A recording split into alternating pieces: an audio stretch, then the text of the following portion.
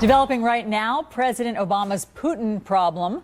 Mr. Obama canceling his planned meeting next month with Russia's Vladimir Putin. And as a consequence, of course, of Putin granting NSA leaker Edward Snowden asylum. But the move could put the president in a tough spot. After all, Russia is a key American ally in the war on terror, and the U.S. may need Putin's cooperation to end the worsening civil war in Syria. White House Press Secretary Jay Carney brushing aside any concerns about frosty relations just moments ago. Let's watch. We have a lot of fish to fry, if you will, with the Russians. We have a lot of issues to engage with the Russians over. And there is a 2+2 ministerial meeting tomorrow here in Washington. And, you know, there will be a host of topics. All right, so let's debate all of this. Leslie Marshall is a syndicated radio talk show host and Fox News contributor. Mark Thiessen is a fellow with the American Enterprise Institute and former speechwriter for President George W. Bush. Welcome to both of you. Thanks. Mark, good morning. Good morning. Mark, let me begin with you. Sure. Should President Obama be sitting down with Vladimir Putin or not? Well, he had no choice not to go. If he had gone, he would have looked like a complete wimp in the face of the Snowden affair. But look, we have to remember, this wasn't about Snowden. This wasn't a decision made out of strength. It was made out of weakness.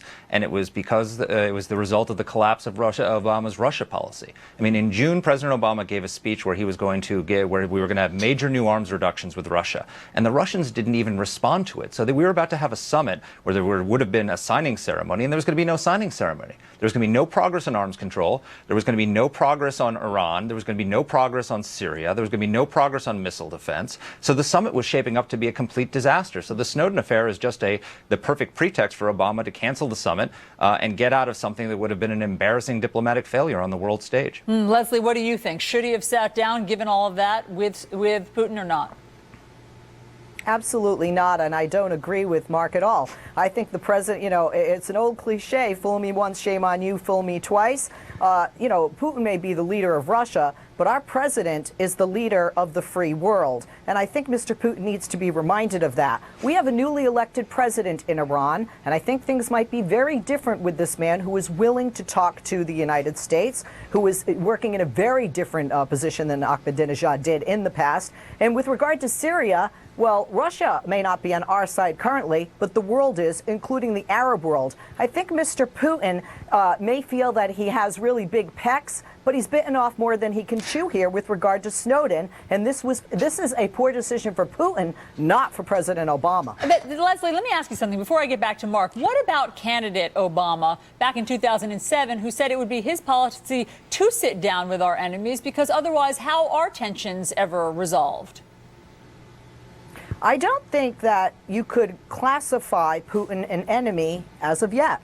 And I do think at some point the president will speak to Vladimir Putin. But he's already spoken to Putin in the past regarding Snowden. So and Putin has lied. Putin said, don't release any more information. And even though the Guardian claims they had the documents, more information was released. You know, come on. Putin was with the KGB. Putin has Russian spies here in the United States. Putin wants to be an ally, act like an ally. You don't screw your friends, quite frankly. And that's exactly what Putin has done as an ally. He's not an enemy. So I don't think the president is being hypocritical or contradicting himself. Mark, what about all these other issues that you've raised, the human rights abuses, Syria? How are we ever going to make any headway with Russia on these? We're not. I mean, look, Putin has made absolutely clear he has absolutely zero respect for Barack Obama. I mean, this is a president who, as you pointed out, campaigned on talking to our adversaries, maybe not enemies, but certainly our adversaries, our strategic challengers in the world. And when he came into office, he actually did something terrible.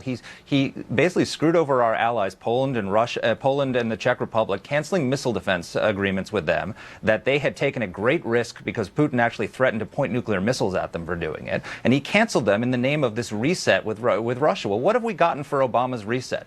Not only is Russia not helping us on Syria, they're arming Assad as he slaughters hundreds of thousands of people. There's no progress on Iran. There's no progress on missile defense or any of these other issues. So we've gotten nothing for the reset whatsoever. This is about the failure of Barack Obama's Russia policy. That's what the cause of this whole cancellation Absolutely is. Not. Leslie, well, then what is it? I mean, how can you say that we don't look impotent given that all of these things we're not making any headway on in terms of the problem with Syria, in terms of Russia's civil rights abuses? We're not getting anywhere. well, when it comes to civil rights abuses, we seem to have no problem with China's civil rights abuses, and we profit on that. So quite frankly, the United States has been hypocritical for ages, regardless of who is in office, with regard to countries that have human rights abuses or support countries with human rights abuses. At the end of the day, the United States has numbers and power of allies on its side with Syria. And I do believe that we, in backing the opposition, will prevail, as we have in the past with other countries and governments. You know, Mark, I find it interesting, if the president had sat down with Putin, what would you be saying today? And what would all my buddies on the right be saying today? They'd be saying that the president was weak and bent over for Putin, and that he should have stood his ground with Snowden. So quite frankly, no matter what decision the president made, it would have been a bad decision by anybody who's not a supporter of the president. Because his policy is a disaster. No, it's not about policy. Can we also look at lack of respect? I honestly think, and I know some people are going to throw their shoe at the television right now, I think that Putin has a lack of respect for Obama, not because of policies or even his party. He has no respect for Obama. Because of it. No,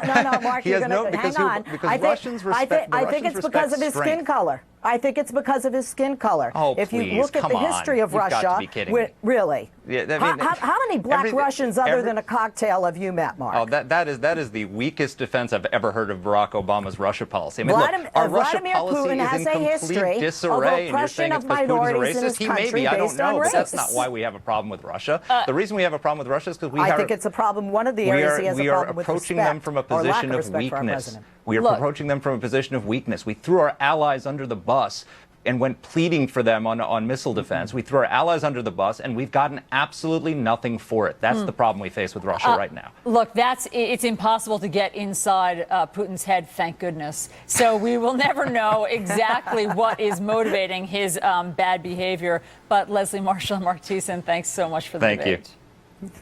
Thank you, Alice.